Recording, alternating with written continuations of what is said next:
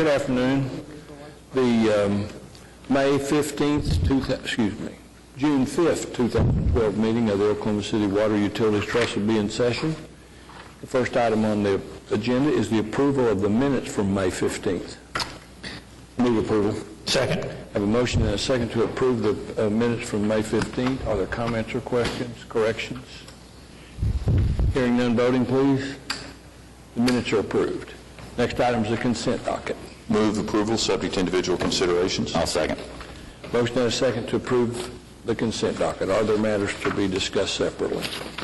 Mr. Chairman, I have just a quick question on 3B. Okay. Is a consultant review report and, on a pump station, and we talk about authorizing a emergency generator installation. And we had a discussion a year or so ago about emergency generators at our big water treatment plants. Yes. And we had a company that was going to supply them on demand. We weren't going to buy any. Yes. Is this different? Are we going to actually buy it and install this one? Yes, it is different because of the nature of the location. Mr. Tsemeni is going to describe in his presentation today a little bit about the asset group that we hired to do the emergency generators and what we're doing to get ready for setting emergency generators. So we'll have a few permanent locations. Broadly, we'll have roll-in locations, and we're getting those ready with all the fittings required to roll in a generator. It's a part of what we've been doing to get ready for summer. But Marsh, on these, this is a wastewater lift station that isn't it a requirement to have hardwired backup generators? Yes, it has to do with the plant. In this case, it has to do with the facility's location. We're right now installing the 500-year flood wall around that facility because it flooded in 2010. And so it goes together with those DEQ requirements that just about can't be met without having on-site generation. Are there other matters to be discussed separately? Mr. Chairman, I just mentioned a couple of things. We're pursuing a grant for purchase of CNG-powered equipment with the Oklahoma City Environmental Assistance Trust. ACWIT has the potential for about $250,000 in grants for equipment if we can get there. The OC, because of the nature of solid waste trucks, is a higher potential dollar amount. Finally, we're terminating a lease with Tinker Air Force Base because that business practice is leaving town and they no longer need the land. We're always excited about anything that we do with Tinker, and of course, this is the sad excitement. Further comments or questions? Hearing none, voting on the consent docket. Consent docket's approved. The next item is item 4A. It's a concurrence docket. Move approval. Second. Motion and a second to approve item 4A. Are there questions or comments? Hearing none, voting please. Item 4A is approved. Item 5A. Move approval. Second. Have a motion and a second to approve item 5A. Are there questions or comments from staff? And just a question about how satisfied you are with the SAP program in general. SAP is tough, but we're very happy with it generally. I think we continue to work, and that's a part of the work that we'll do with Axon on making things simpler, more direct for our employees who are helping customers on the phone. We're working to reduce total time we spend on each call and installing some other improvements in phone technology that will help us with that, monitoring that and acquiring it. But generally, the services Axon provides are not services we can provide in-house. There are not a lot of options for a utility as large as ours, except to build completely in-house. So I think we got the best we could do. So this will require continuing input from Axiom or SAP to maintain the program, bring updates onto it. We won't be able to do that ourselves. Yes, sir.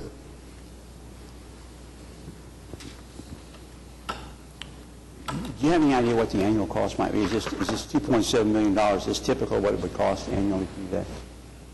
That's typically of our excellent contract. We also have, Brett, why don't you help us with the total contract? The fees that we paid for implementing our system, where we looked at a scale, it was about $115 a customer for installation of the original project, and the app support fees that we have here are consistent with what implementations our size pay. In fact, ours is actually much lower than some of the others that are similar size in ours. So this is $500,000 a year. I think the question Mr. Ryan's asking is what... Is this $2.7 million every year we're going to... That's a 5-year contract. This is a 5-year contract. Oh, it's this annual cost of 2.7. 2.7 per year is, and there's a 3% escalation fixed in the agreement. So for the 5-year program, $2.7 million is the starting point. It'll escalate at 3% per year. Right. And in 2015, there's a requirement we'll have to upgrade the hardware, and at that point in time, should we deem it appropriate to upgrade the software to the most current version of SAP at that time, those would be additional costs that we would have to negotiate at a later point.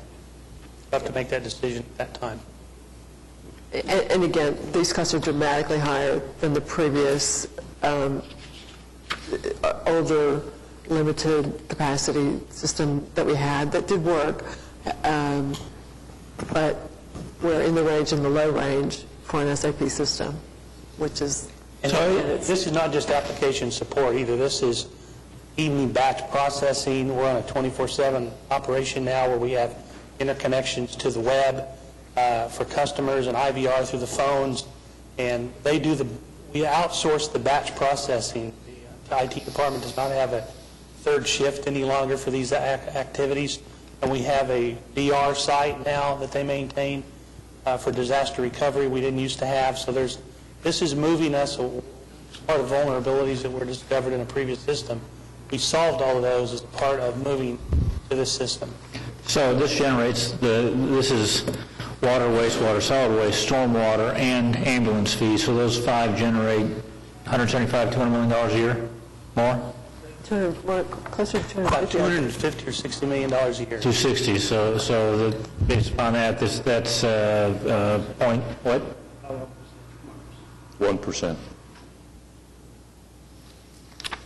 Okay.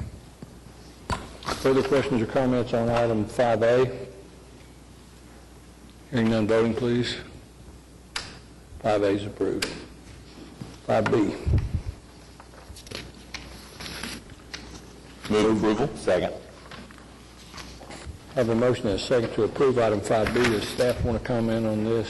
Actually, B and C are somewhat related in that they're first opportunities we've had in some time to expand the footprint at West Elm Creek. Yes, sir. In the case of item 5B, we're looking at the potential to acquire a property that's immediately south of the dam, of the Lake Stanley Draper Dam, again, to help us with just creating a continuous property boundary along Southeast 149th Street. We won't be there. There's one more property to acquire, but that's what we're looking toward. Then in item number C, we're looking at buying a parcel that is, looking at it on the map, around 120 acres of land that would be a part of the West Elm Creek Reservoir inundation.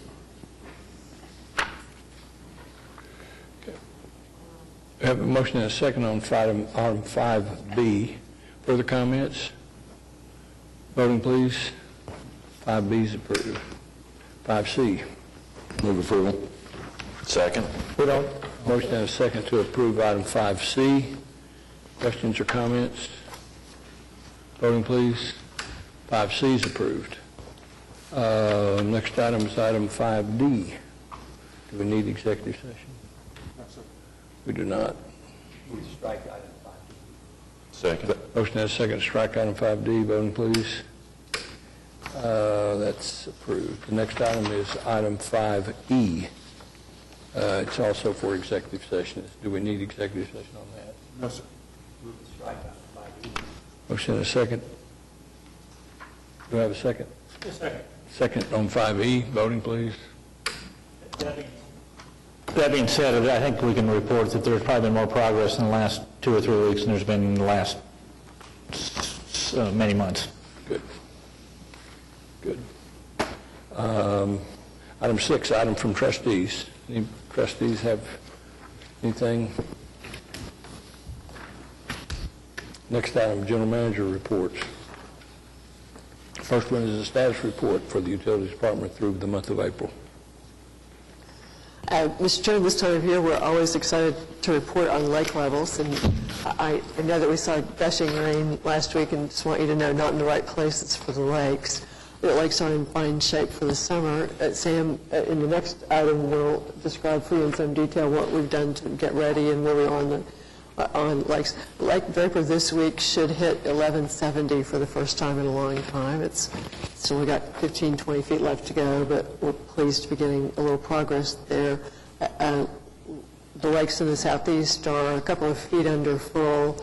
Lake Canton is at 1609 plus, but still about 5 feet down from its 6 feet down from its peak full.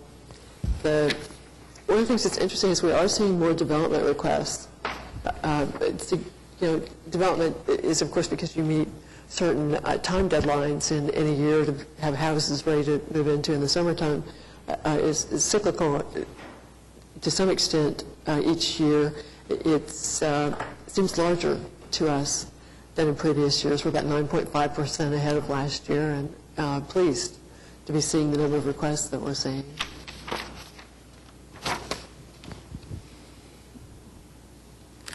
Any other comments? Next, we have a presentation on the water system preparation for summer 2012.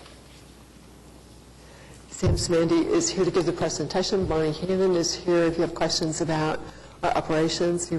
Bonnie is the person responsible for the water treatment plants, the lakes, and the pumping stations. Hi, my name is Sam Simandy. I'm the engineering manager for the utilities, chairman and trustees. What we have prepared is a presentation to give you an update of what we've done since last year, as last year was a little bit hard in terms of dealing with some of the issues that occurred within our system. In this particular slide, we're going to revisit a little bit briefly the issues from the 2011 summer, and I'll also show you what we've done since last time. We've essentially done a lot of work on different areas of our system. Main replacement, main break repairs, and booster station improvements, and trying to get done a lot of the transmission mains that bring up a lot of water to different parts of the city. And another big part was getting overhauls of water treatment plant, which is an old one, updated so that we can rely on it a little bit better for this summer. And if there's any questions and stuff, I'll be more than happy to answer. Some of the issues that we had last year, of course, we had record water demand due to extreme heat, and we had very little rainfall. And we also experienced a lot of increased main breaks throughout the system. And there were some areas in town that we identified that they were creating low-pressure areas because of the demands. And then also we wanted to improve on the reliability of our Holster water treatment plant. This is a summary slide that shows you where we've been for the past year. The stuff shown in yellow and blue are essentially the residential and main replacement areas that we've been there for the past year.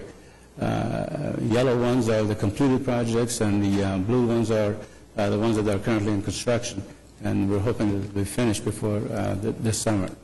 As you can see, we have approached the whole system altogether. A combination of booster station improvements, plant improvements, and big main transmission line to bring in water from Draper Water Treatment Plant to the west and southwest of town, and from Hefton Water Treatment Plant up north to both sides of it, going west and east. The whole idea is to bring in the water that comes in from the treatment plants by a network of booster station and pipes and getting them to the places where they're needed most, especially to the southwest along Reno Avenue. Issues from, I'm sorry, I clicked on the wrong one. In the main replacement area, of course, we did a lot of work within the neighborhoods because that's where most of the breaks were occurring. And we prioritized all of that work based on main breaks. And so far, what we've done is about 3.6 miles of main replacement that's been completed, and another 4.5 miles that are in construction, somewhere around $4.6 million. Another main replacement is a huge main replacement. It's a 60-inch pipeline, and it's located on Douglas Boulevard, somewhere around Southeast 74 to Southeast 36, right across from Tinker. Last year, we experienced a major break, and that impacted downtown areas in the state capital. I'm happy to report that that project is completed, and the old concrete pipe is replaced with a brand-new ductile iron pipe. On main break repairs, last year we completed 4 emergency contracts to help out with line maintenance and get the repairs done as quickly as we can. Those projects are over, and we are going to have contracts in place by the end of this month so that when we need it, we can exercise and bring in contractors to help out with, in terms of response time, in terms of repair, and reduce the workload on line maintenance when it's necessary. This would be kind of a joint project with line maintenance with these contractors so that we are responding quickly. Another issue that we had last year was pressure challenges. You know, we had pressure challenges on the northeast part of town, as shown on this slide, and northwest area, and then southwest area, and those are the major areas that we had issues with. What we've done here, we've implemented, and we have these projects by installing new booster stations, a small package booster station on the northeast part of town, and those 2 are almost finished, and we're hoping that they can come online this week or by the end of the week. We also have on the southwest part of town 2 temporary booster stations around Cemetery Road and Checkall Road on the west side of town. Those are temporary stations. They're in place. They're ready to go as we need them. These 4 small booster stations will provide increased pressure within those areas.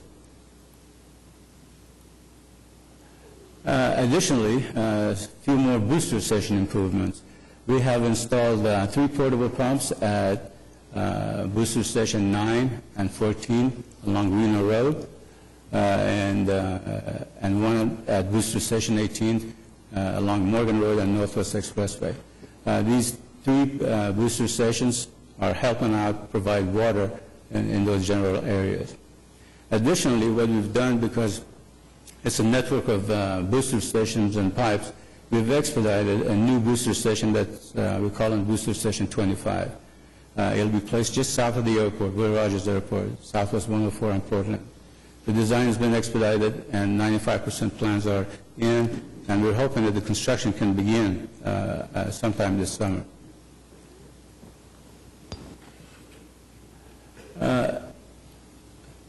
Additional booster station improvements. You know, this question came up a little earlier. We have a contract with Asset Group to provide emergency power where we need them.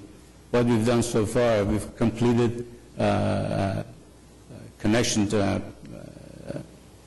for booster station 21, and 4 other stations are ready to be complete now this month so that emergency power connections can be made. That includes putting transfer switches and make the stations ready to receive the connections from Asset Group when needed. All of that work is supposed to be completed here shortly. The improvements we've done on the transmission mains, this particular one on the north side of town, that's from Hefner Water Treatment Plant going out west, is shown in green.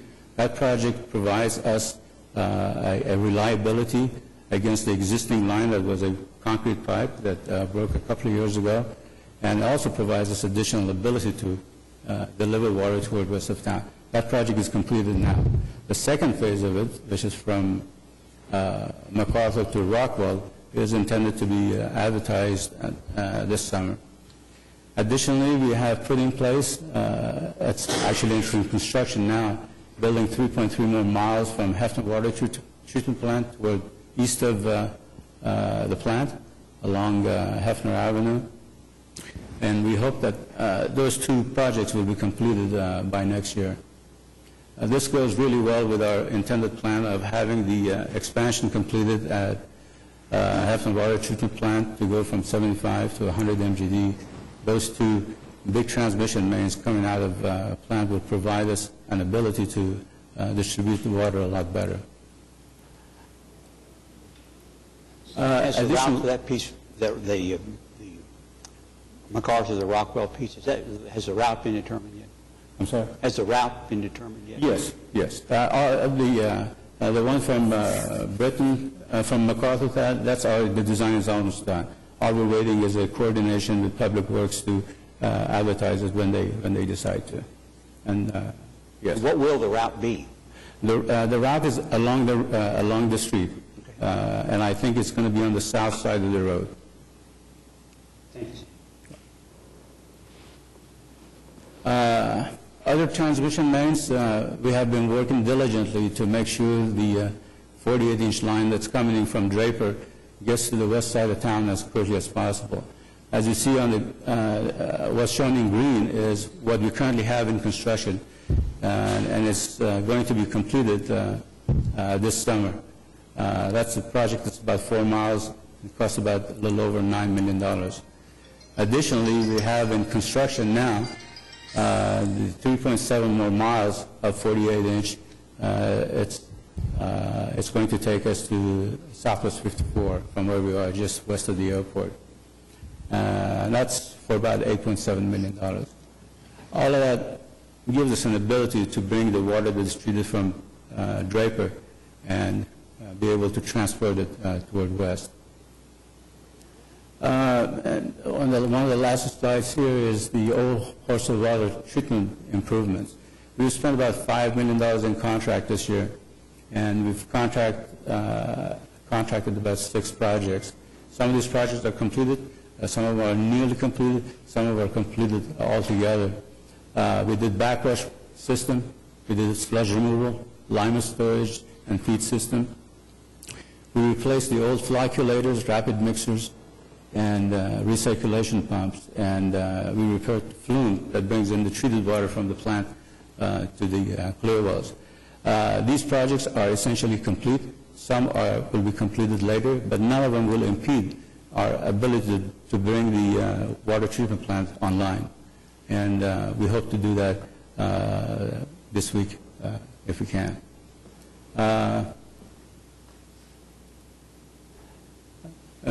Closing the presentation, bringing back the summary map here, and I'll be more than happy to answer any questions you might have.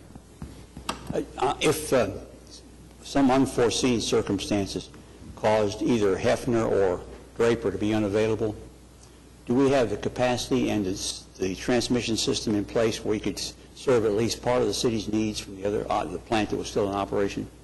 We don't have the answer to all of that question, but we have some ability to redirect flows. That part is being done currently by another consultant that's working for us, just in case those kind of things happen, how we can improve the system to have reliability to do that. If we totally lose one of either Hefner or Draper, we're in trouble. Yes. We can have some minimal flows. It'd be an outside ban or a ban of outside water usage. But for instance, we could supply hospitals and fire system with enough water to handle that kind of emergency. Depending on the time of the year and the drains, but probably. It's one of the things we have done, as part of the many improvements Sam's described, is install some automated valves in the system to give the operators a little better ability to direct flow where that can be done. It's a long way between Draper and Hefner, and while we have great water pressure in a lot of places, it does depend mostly on pumping directly from the plant. We will have to look at that very closely because it's, the reach of the system is wide. And taking water from, for instance, Draper all the way to north of Hefner Water Treatment, it will be extremely difficult to do at this time. But we are looking at all of that stuff, and hopefully we'll have answers to those questions as the best way to do that.